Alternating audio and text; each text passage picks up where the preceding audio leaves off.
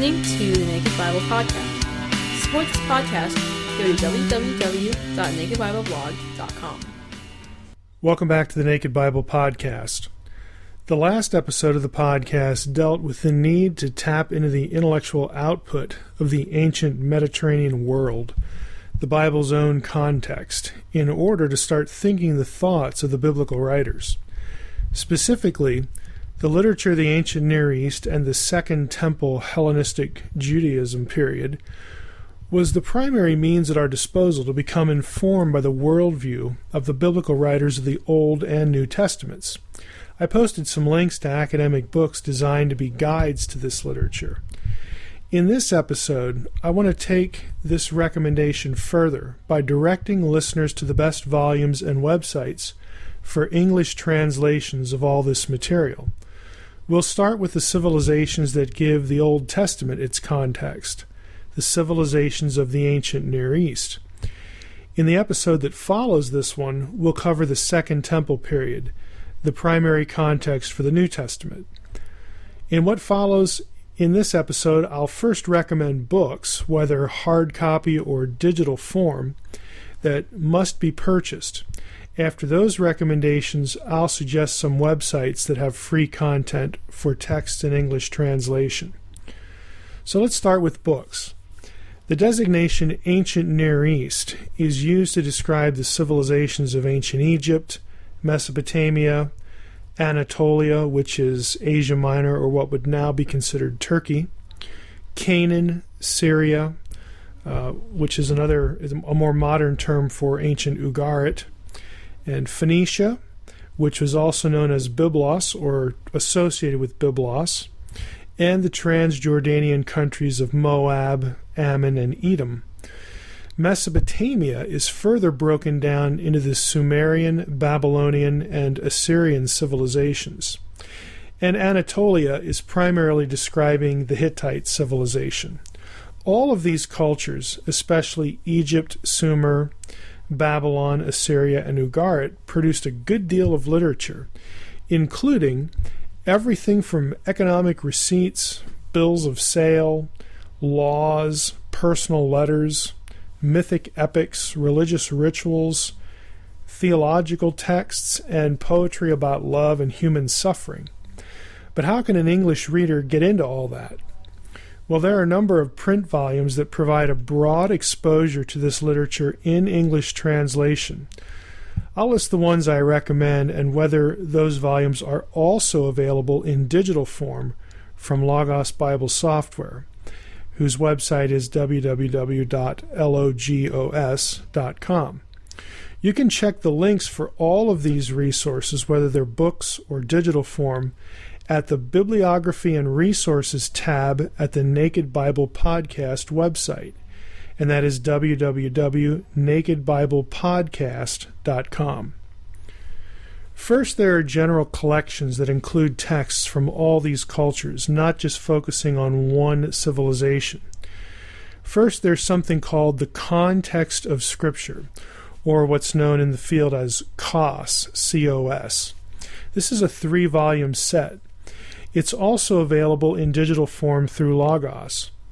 Now, COS is currently considered the most up-to-date academic English anthology for ancient Near Eastern texts.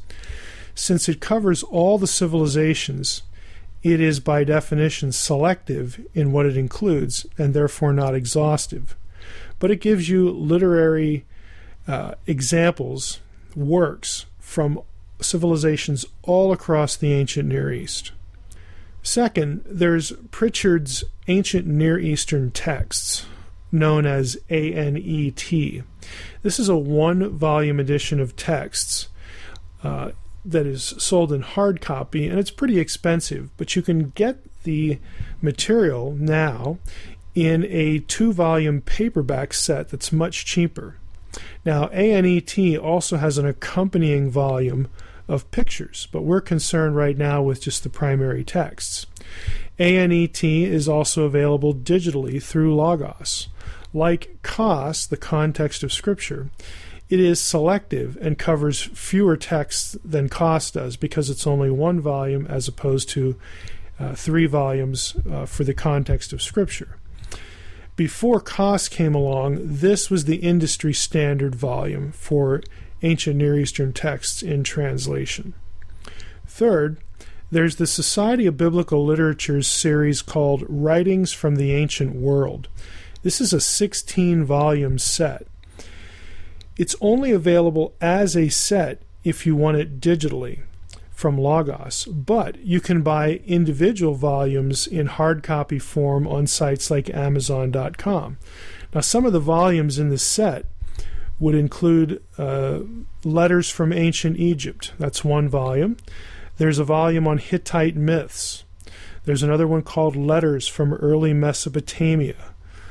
Another one called Texts from the Amarna Period in Egypt. Now, the Amarna period was the period of Akhenaten, later New Kingdom. There's Hittite diplomatic texts, Mesopotamian chronicles, ritual and cult at Ugarit, Hittite prayers, text from the Pyramid Age, and so on and so forth. There's also a volume that covers the Ugaritic epic material called Ugaritic narrative poetry. Again, Writings from the Ancient World is 16 volumes in all, and the only way you can get individual volumes is to buy them in book form. Now, those are the general collections. Let's move now to individual civilizations. We'll take ancient Egypt first. Aside from the volumes in the SBL Writings in the Ancient World series, there are several anthologies just of Egyptian literature. One is the 3-volume set by Miriam Lichtheim, an Egyptologist. This is called Ancient Egyptian Literature, Volume 1, 2, and 3. These are available in digital form from Logos, and they're available in paperback from a site like Amazon, and they're not expensive. They're divided between the Old and Middle Kingdom, that's Volume 1, then the New Kingdom, and then the Late Period. Another example is Ancient Egyptian Literature, an anthology by John L. Foster. Again, it's a 1-volume work, so again, its coverage might not be as much as Lichtheim, 3 volumes in paperback, but it is another well-known anthology. Thirdly, there's another anthology called The Literature of Ancient Egypt, and this is by several Egyptologists, William Kelly Simpson from Yale, Robert Rittner, Vincent Tobin, and retired Professor Edward Wente from the University of Chicago. It is just what it sounds like, an anthology. It includes stories, instructions, which is what we would call Egyptian wisdom literature. There are monumental inscriptions, autobiographies, poetry. It's a pretty broad spectrum. If you get that, make sure you get the latest edition, the 3rd edition. If we move now to Mesopotamia, the best set here that focuses just on Mesopotamian material, Sumerian material, Babylonian material, Assyrian material, and again, other than Sumerian, the rest of that stuff is in the language known as Akkadian. The best set here is the 2-volume set called Before the Muses, an anthology of Akkadian literature by Benjamin R. Foster. Now that set is quite exhaustive. It's very good. It's something that scholars would use. There's actually a distillation of that set, the 2-volume set, into 1 paperback volume. It's the 1-volume work is called From Distant Days, Myths, Tales, and Poetry of Ancient Mesopotamia. And the material in that is sort of pulled from the larger set Before the Muses. It's also by Benjamin R. Foster. So he selected the major things from the 2-volume set to put into the 1-volume set. I used that book for the Mesopotamia class I taught at the local university. Another 1-volume work is Stephanie Dalley's Myths from Mesopotamia.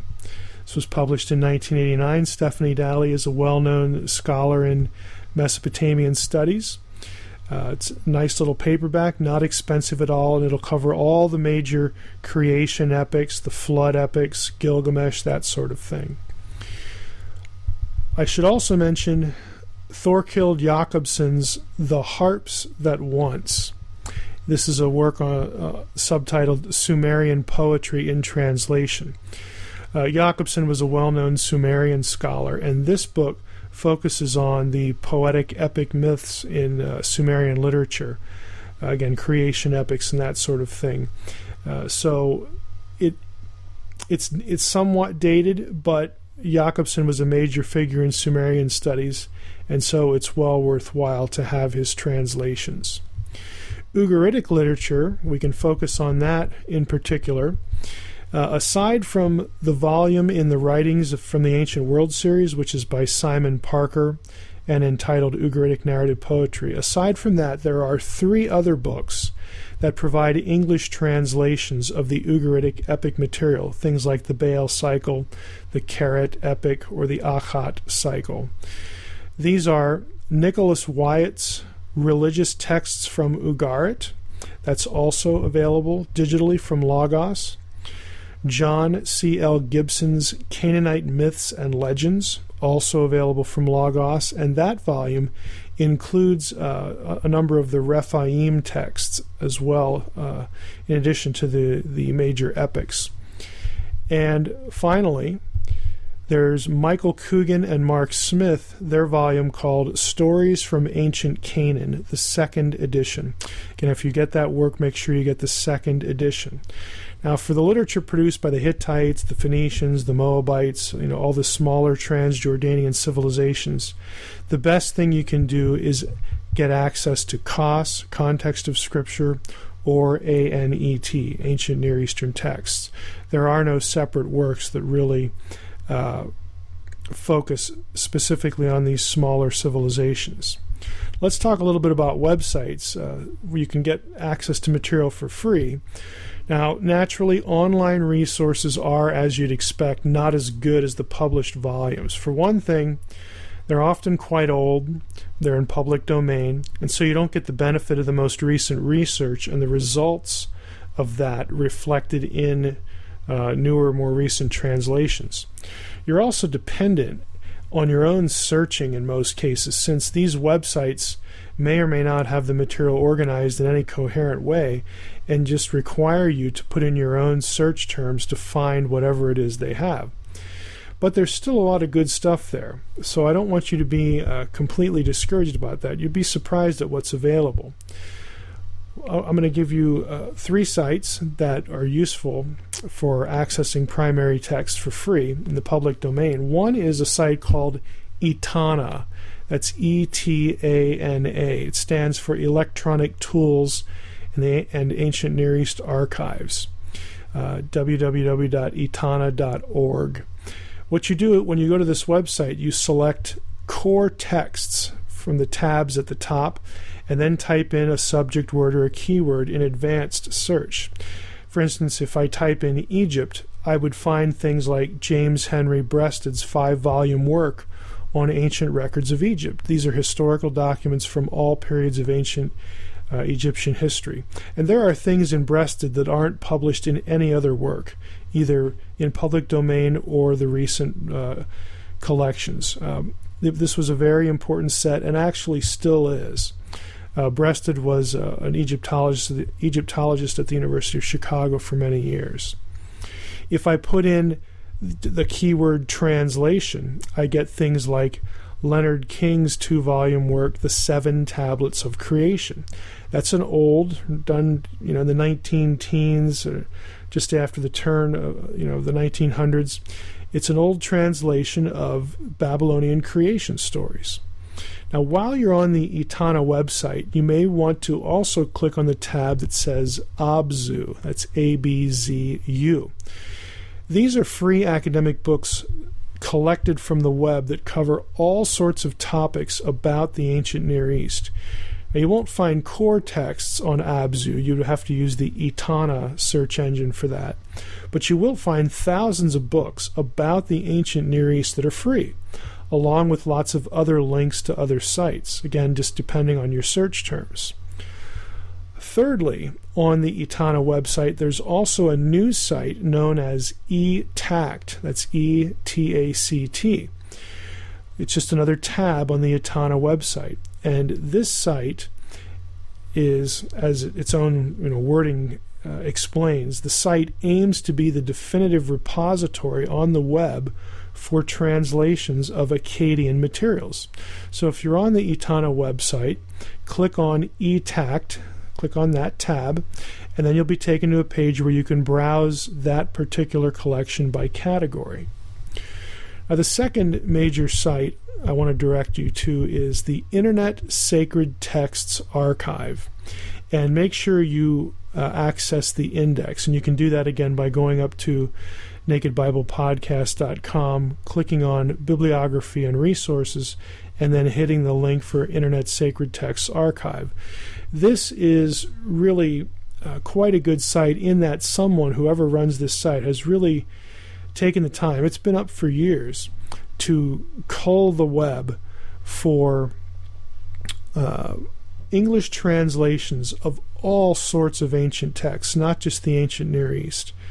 And the best part about it is it's actually given some sort of coherent topical arrangement so that it's not something that you're totally dependent on searching with your own keywords. So I highly recommend that to get to public domain material and websites that have English translations of these ancient Near Eastern texts on them. Third, there's something called the Internet Archive.